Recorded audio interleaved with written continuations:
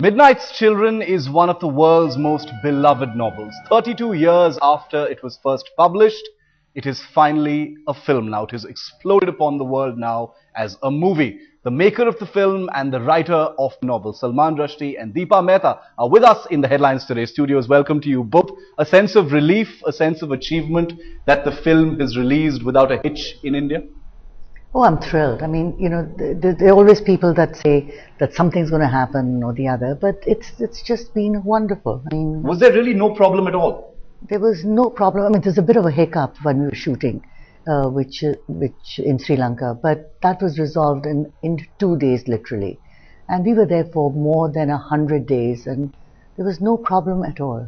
And in India, Salman, were there any problems at all? I have to say, really, I mean, in spite of all sorts of speculation that there would be problems, there actually has been. There was speculation. There was speculation in the Indian media. But you know, the speculation was completely unfounded. I mean, there was a point where we were talking to a number of Indian distributors at exactly the moment that people were writing articles about how we wouldn't find an Indian distributor.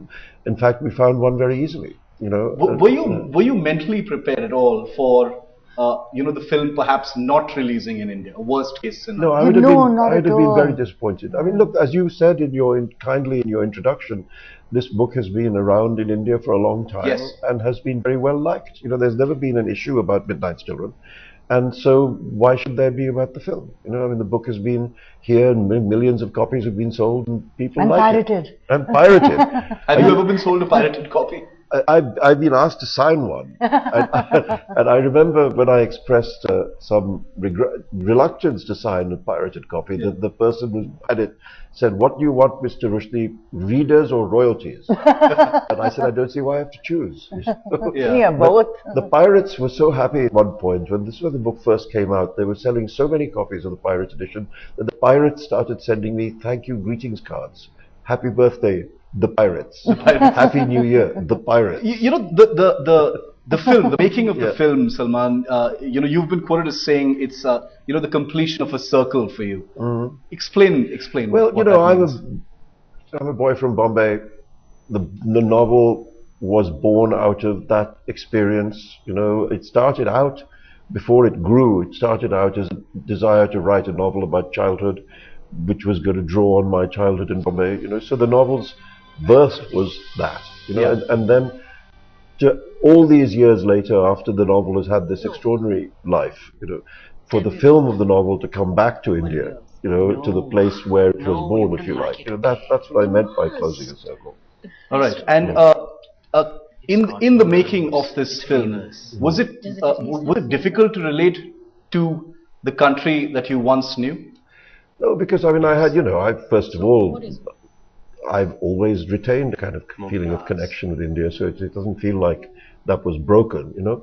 But also, of course, I had my own novel as a guide, you know. And I had I'm not starting from scratch. I'm starting from a 600-page book, and the interesting challenge was to revisit that after all these years and to see how one could tell the story cinematically. You know, the book and therefore the film, you know, Deepa and Salman, is based in India and Pakistan. Did it take away from the film that you couldn't shoot in either of these countries?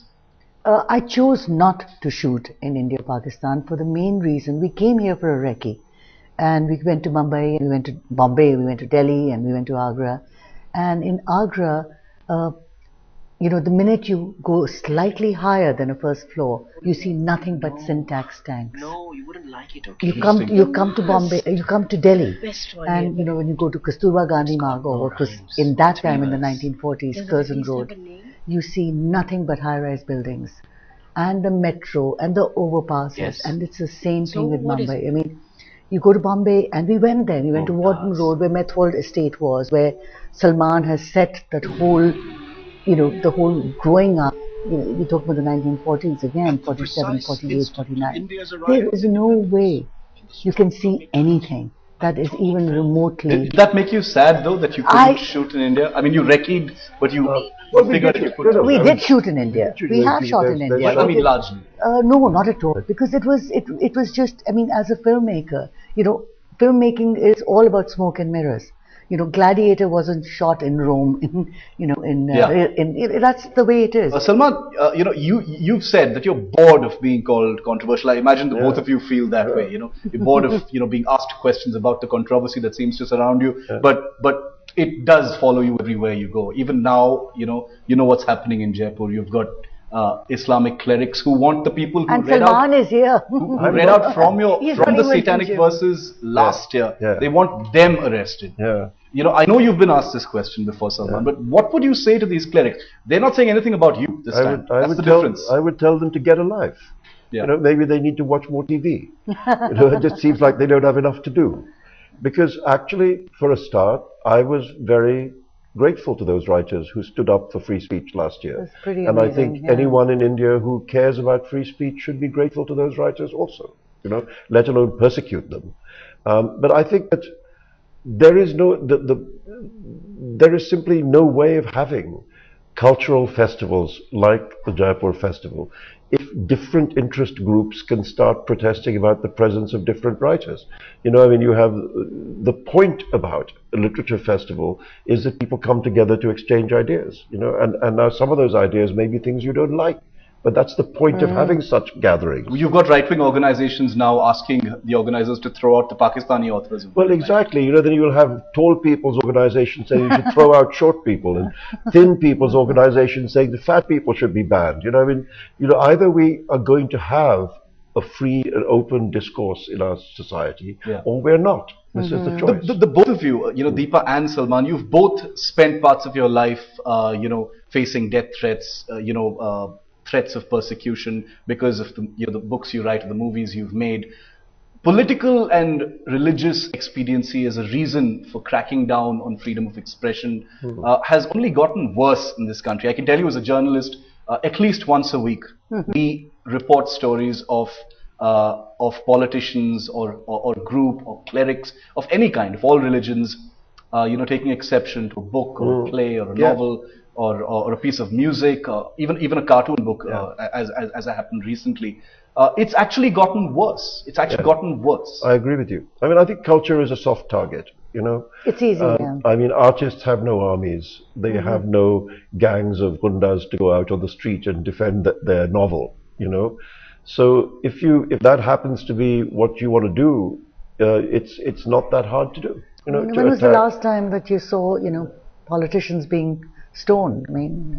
I haven't seen it ever. But I think it's important that, if this country takes pride in being a free society, it needs to behave like a free society, and that means it needs to protect those people who express their ideas freely, instead of blaming them, which is what all too often happens, is that, the police will say it's, it's up to the Jaipur people to not offend anybody.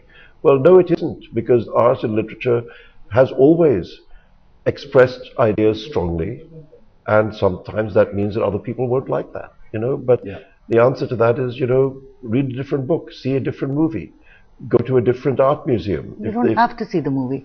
It's a choice. It's your choice. And I think I'm very proud of the fact that when Midnight's Children came out as a book, it was so well received in India, in that climate of the early 80s. I was very proud of the fact that it's remained interesting to Indian audiences, and I would hope that the film will have the same kind of reception. So, Salman, you've written a lot about what life was like after you wrote the Satanic Verses, about being in another country, all the threats. As a private individual, did you ever feel, not as a writer, but as a private individual, did you ever feel that if you could go back, you may not have written the novel at all? I've been asked this question maybe once a week for 25 years, and the answer is yes, I would have written. I'm very proud of that book, I think there are a lot of people who really like that book, including, I have to say, a lot of Muslim readers. It's not like that there's a unanimity about this book, even inside the Muslim community. And it seems to me that the people who like this book have rights which are equal to the rights of the people who don't like it. I can't imagine my work without Midnight Children. I can't imagine it without the Satanic Verses. Have you read the Satanic Verses? Oh, yes, I have. Is it a potential film? Ever? Oh my God, it could be a wonderful film if you had a huge budget and it's stunning. It's very cinematic too. I really do. Would you want to see it made into a film, Salman? You know, I want all my books made into films, and actually He several loves of my, movies. several of my short movies. stories too. Bring them on. Bring them on. Bring them on. I mean, I'm hoping that this film might inspire some interest amongst filmmakers in some of the other books. You know, and I'm sure that, I mean, it has. People have really are intrigued. You know, but considering there's been speculation of controversy, even for a book like Midnight's Children, you know, which relative to the Satanic Verses. Controversy about the film? About the film itself. Oh, okay. You know, because it has an element about the emergency and things like that. You know, it's taken far less to, you know, anger people in this country, certainly. I can tell you that as a journalist. But does it make you nervous thinking about the Satanic Verses as a film? Oh, well, I mean, you know, I'm not sure that people are rushing to film it. You know, I'm not sure, you know, so we'll cross that when we come to it. But you like the idea of it as a film? Well, I mean, you know, you know, in a way, I don't care with any of my books.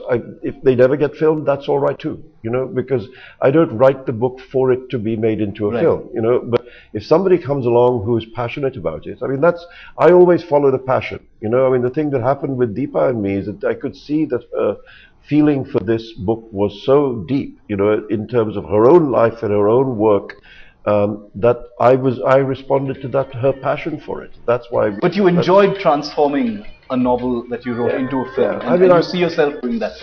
You know, I'm glad to have done that once.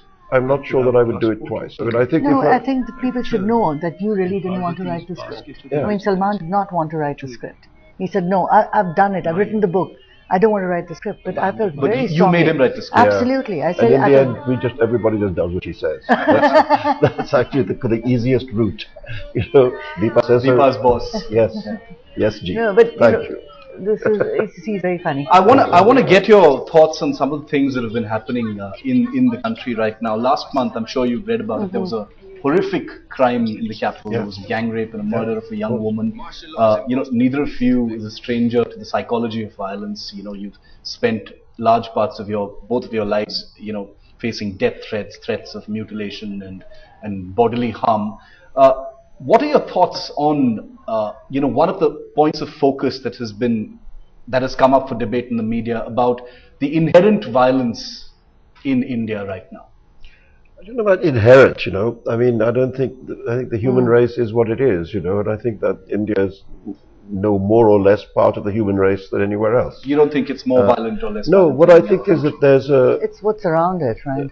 I mean, I would like people to have a greater sense of the value of life, you know. I mean, I think that we seem to be in a place where life feels cheap, you know, and when you have that idea about life, it becomes easier to damage it, you know, or indeed to take it, as happened in this case. I think India has very big problems in the way in which men think about women. That's huge. That is so huge. You know, and I think before anything like this can be really eradicated, I think Indian men have to start thinking very differently about Indian women. You know, and not try to shift the blame into, you know, was she out too late at night? What were the clothes she was wearing? You know, no Indian man would ask himself whether he should be out at 11 p.m. wearing blue jeans, for example. You know, now why should it happens all the time, though? You've got politicians saying it. You've got chiefs of police and states saying it, and various godmen and gurus saying things like, you know, shifting the blame. You know, but actually, and shifting the blame all to the women. All to the women. All to the women. And we know this not just in India, but across the world. Rape is not just an Indian problem. You know, violence against women is not just an Indian problem. But the thing that needs to happen is not a change in the behavior of women. It's a change in the behavior of men. Certainly is. Yeah. Well, that is a debate that, you know, we're keeping burning here on Headlines Today as well. You know, another burning issue right now, and it was recently in the news. Rahul Gandhi of the Congress, he's been appointed the vice president of the party. Right at you, Salman. Okay, I've been asked this question all week, look, but I'm going to ask you anyway because Deepa. Because I'm asking you. I'm not that important. You're Salman. All of these questions. You know, so Rahul Gandhi is watching you right now, waiting to see what you're going to say. The interesting thing is, it wasn't an election. He was appointed vice president of the Congress because it's a dynasty. It's a dynasty. And it comes on the back of some pretty significant electoral losses, which Rahul Gandhi was, you know, a campaign leader. Like Gujarat, maybe? What do you think? Look, I mean, the truth is, I think he's a bit of an empty, blank slate right now. I mean, I'd be interested to see what gets written on that slate, you know. I mean, I think sometimes he talks about wanting to, that he's going to transform India, you know, and he's going Or to... he represents the youth, and yet when all the, all the protests were happening about this woman being gang raped, murdered, he wasn't Where there. were they? Where was the rep of the youth? I mean, that's true. I mean, I think because he's become a sort of a symbol of that people mock at. There's a lot of derision.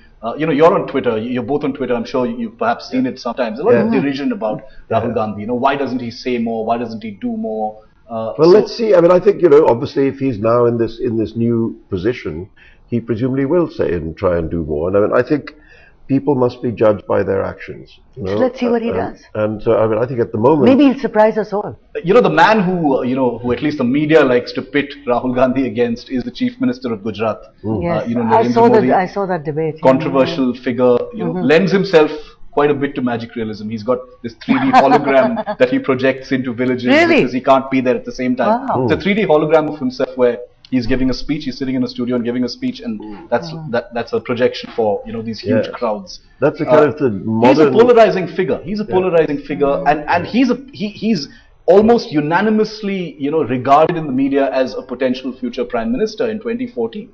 Yeah. Everybody's sort of forgotten about Godra. Is that it? What do you think? What do you think? Well, I mean, I haven't forgotten about that. I remember seeing a couple of years ago Nandita Das's excellent film Firak, which was about the consequences of the killings in Gujarat, and I'm very cognizant of the fact that the people who were responsible for that have never been brought to book, and there's plenty of fingers pointing in the direction of the Chief Minister, and somehow this appears not to have had any, he appears to have faced no real consequences for that. So of course I worry about it, I worry about the increasing authoritarianism of Indian politics, and in democracy we should all worry about that. What else worries you about India? The both of you, are Indians. You've lived abroad for much of your life, for whatever reason. What else worries you about India? The benefit you have of an outside view. What worries you about this country? Your turn. What worries me about India is I still haven't, on a very strange level, I still haven't gotten over the rape and the murder of this young woman. And a lot of people say that. It's, for me, I live with it day and day. And every day I find that the story, which is inevitable, goes from the front page, and now it's not even in the newspapers. And my fear is that galvanizing force, that force of the voice that galvanized in Jantar Mantar, or before that in India Gate, has just dissipated. People are gone from there. It's like everybody is gone, I still don't understand why the media isn't allowed when these guys are being tried. I don't know what is happening to them in the jail, what is happening to that juvenile. No, it's somehow as if nothing happened. And what happened to that young man who was with her? That one television, the interview that I saw, yes. But after that, he's just disappeared. So what is the responsibility of the media? That's what really worries me, because it feels like the last bastion that can actually question, but somehow everything's for sale. It's very worrying. It's very I don't depressing. understand why there's a ban on saying her name. Yes, I don't why understand should she that. not be honoured in her own name? Why doesn't she have an identity? Now, there was actually a report in an English newspaper where her father actually did name her. Yes. And but then they said it wasn't real. Yeah, exactly. So I mean, that seems like also, if she doesn't have a name, she doesn't have a full existence, and so she can't even be remembered properly. And I think Shashi Tharoor tweeted about that, and he got into such flack for questioning about that. I think if you look at every step of that appalling event, I think it shows things about India which we need to look at. First, of course, there's the act itself, which is horrendous. But then here you have this couple who have been so savagely attacked, lying naked on the road. What about the people? Why does nobody offer them a covering? What does it say? Not just about the authorities, about passers-by, that nobody could put a cloth over them. You know, what does it say that the police response was so slow, and that then they are left there lying there while people haggle over jurisdiction? Yes. You know, Or that they wouldn't carry her into the van. I mean, there's so much, so many questions which are asked about, not just about the criminals, about the general public passing by, about the police authorities, about the way in which we think about such a thing. It's a profound question, and suddenly none of these questions are being asked. Well, having been here and covered this story, personally and as an organization, I can tell you that it's actually good to see that the story has affected the both of you this much, because I can tell you it has affected thousands of people in this country. We're completely out of time on this interview, though. Salman Rushdie, Deepa Mehta, it's been a pleasure talking to you. You're here to promote your film. All the very best. I hope to see you working together as well. Thanks for speaking to Headlines. Thank you. Thank you very much. Thanks.